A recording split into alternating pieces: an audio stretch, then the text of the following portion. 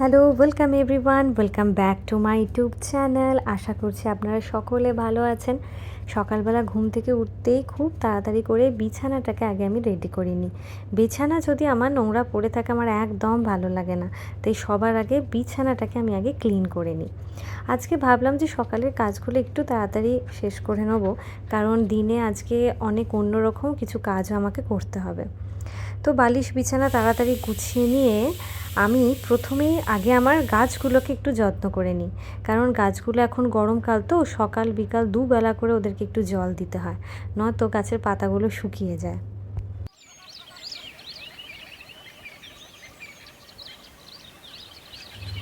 এই বেল ফুলের গাছটা আগের বছর আমি কিনেছিলাম। এই গাছটা আমাকে এত ফুল দিয়েছে যে আমি কী বলবো। তো কালকে রাত্রিবেলা একটু ঝড় বৃষ্টি হয়েছিল, তাতে দেখলাম যে অনেকগুলো ফুল এদিক ওদিক ছড়িয়ে পড়ে রয়েছে। যাই হোক, অনেকগুলো কুঁড়িও রয়েছে, এগুলোকে জলের মধ্যে রেখে দিলে ফুটে যাবে, খুব মিষ্টি গন্ধ বেরোচ্ছে। আর আগের বছরই আমি এই গাছটার সাথে একটা কারি পাতারও গাছ কিনেছিলাম।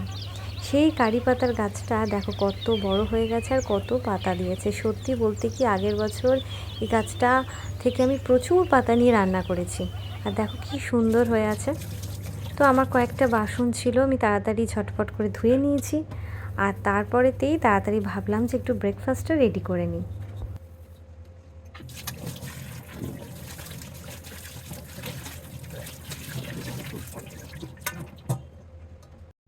সপ্তাহে 7 দিন ঘুরিয়ে ফিরিয়ে নানান রকম ব্রেকফাস্ট রান্না করতে হয়।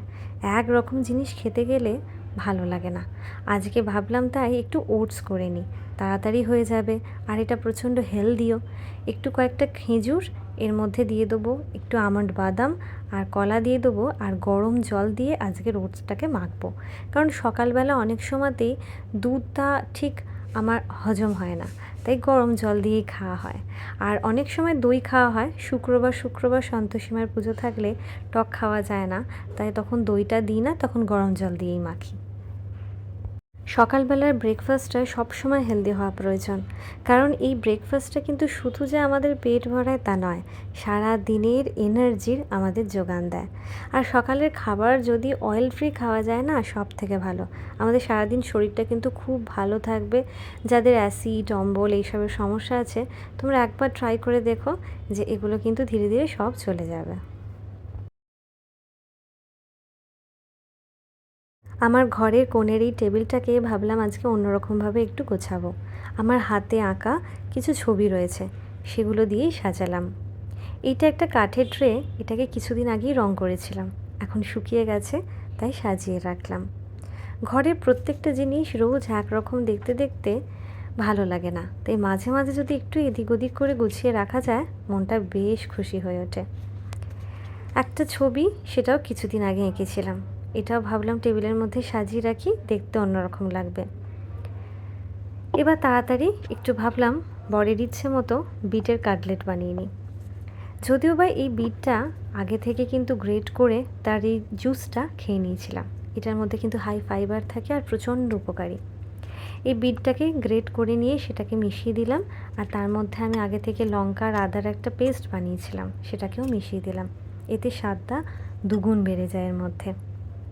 তারপর কিছুটা আলু সেদ্ধ, সেটাকে এর মধ্যে মেখে দিলাম, অল্প একটু পরিমাণ মতো নুন আর একটু ভাজা মশলা দিয়ে দিলাম, আর একটু আমার কাছে ধনে পাতা ছিল, এই ধনে পাতাটাও দিয়ে দিলাম। এবার এটার মধ্যে একটুখানি কর্নফ্লাওয়ার দিয়ে ভালো করে এটাকে মেখে নিতে হবে, যাতে এটা একদম কাটলেটের মতো শেপ হয়ে যায়। এবার 2 হাতে তালু দিয়ে দিয়ে এটাকে কাটলেটের মতো শেপ করে রেখে দিলাম।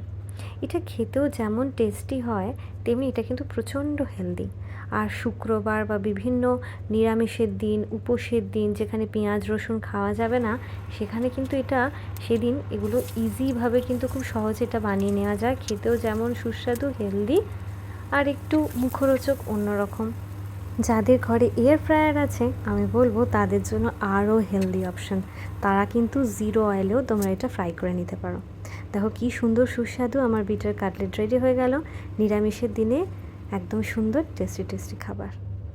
এই ছবিটা অনেক দিন আগে করেছিলাম, হাফ হয়ে রয়েছিল। আজকে একটু হাতে সময় পেতে ভাবলাম আরেকটু কিছুটা ছবিটা এগিয়ে রাখি। তোমরা যারা আমার শর্টস দেখো, তারা বুঝবে এই ছবিটার পেছনে যে ব্যাকগ্রাউন্ডটা সেটা আমার চা পাতার রং দিয়ে করা। চায়ের পাতাকে ভালো করে শুকিয়ে তাকে জলের মধ্যে দিয়ে যে কালারটা আমি তৈরি করেছিলাম সেটাই এখানে ইউজ করেছি। তো আরেকটু ছবিটা এগিয়ে রাখলাম। আজকের ভিডিওটা এতটাই রইলো। তোমাদের কেমন লাগলো অবশ্যই আমাকে কমেন্টে জানিও, আর নতুন হলে একটা সাবস্ক্রাইব করে দিও।